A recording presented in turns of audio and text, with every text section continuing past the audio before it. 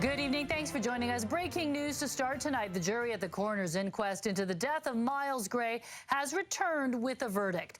Gray died after a violent altercation with Vancouver police in August of 2015.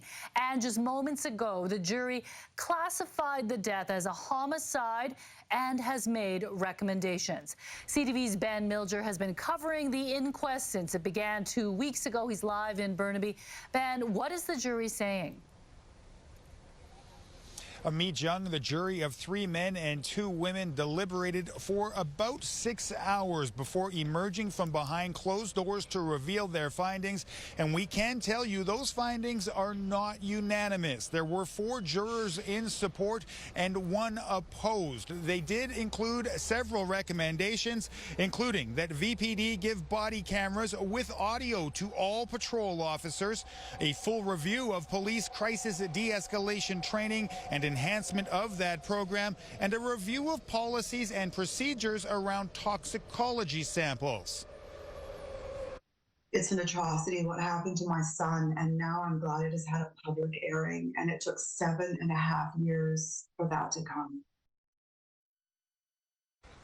Gray died during that violent altercation with Vancouver police in August of 2015 after 911 callers reported a man acting erratically who had sprayed a woman with a garden hose. In all, 7 officers kicked and punched Gray and struck him with metal batons. After cuffing his hands behind his back and tying his ankles together, police held Gray down for several minutes until he stopped breathing. The IIO recommended manslaughter and assault charges against some of the officers, but the Crown did not pursue them.